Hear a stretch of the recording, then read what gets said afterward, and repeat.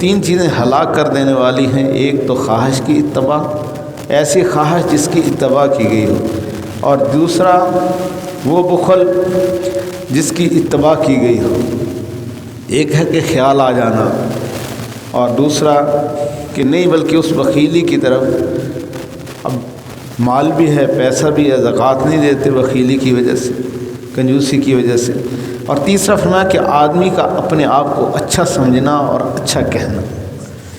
میں وچوں کدی میں مر جاندی، میں دوہیں جہانی تر جاندی، میں نو مونج کرتے نکی کر کے کٹ، پھر دوہیں خزانے رب دے جویں چاہے۔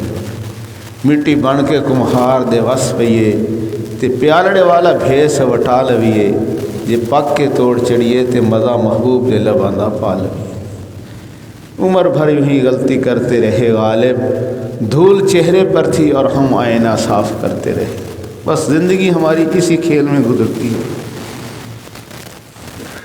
کہ ہم اپنے آپ کو اچھا سمجھتے ہیں، اور یہ چیز ہلاک کر دیتی ہے انسان کو، اپنے آپ کو اچھا سمجھنا اور اچھا کہنا۔ بس جی ہماری رائے یہ ہے، ہم یہ ہیں، ہم وہ ہیں، ہم جو کام کرتے ہیں بر وقت کرتے ہیں، فلاں ہیں۔ بھئی جو ہو رہا ہے اللہ کے فضل سے ہو رہا ہے۔ انسان کمزور ہے، اتنا کمزور کہ حد سے زیادہ کمزور۔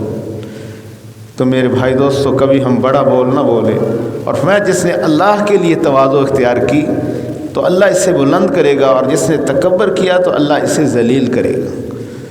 اللہ اس کو بلندیاں عطا فرمائیں گے جو تو تواضع اختیار کرے گا۔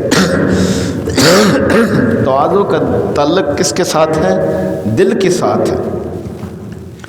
انسان دل سے اپنے آپ کو چھوٹا سمجھے، دل سے اپنے آپ کو گناہ گار سمجھے۔ حکیم الامت حضرت تھانوی رحمۃ اللہ علیہ فرماتے ہیں، دنیا بھر میں جتنے لوگ ہیں، میں اپنے آپ کو ان سب سے جو ہے کم سمجھتا ہوں، اور بلکہ فرماتے ہیں کہ کافروں سے اگر میں اپنے آپ کو اس موقع پر میں تو وہ افضل سمجھ رہا ہوں، اس لیے کہ اللہ نے مجھے ایمان کی دولت دی ہے، لیکن ہو سکتا ہے کافر بھی مسلمان ہو کر مجھ سے آگے بڑھ جائے۔ کبھی میرے دل میں کبھی بھی نہیں آیا۔ ایک دفعہ کوئی آدمی دبانے لگا تو فرمایا بھئی یہ دبا جو رہے ہو تو راحت کی وجہ سے، کہ مجھے اس سے راحت ہو رہی ہے، میں اپنے آپ کو اچھا نہیں سمجھتا کہ میں اس قابل ہوں کہ مجھے دبایا جائے۔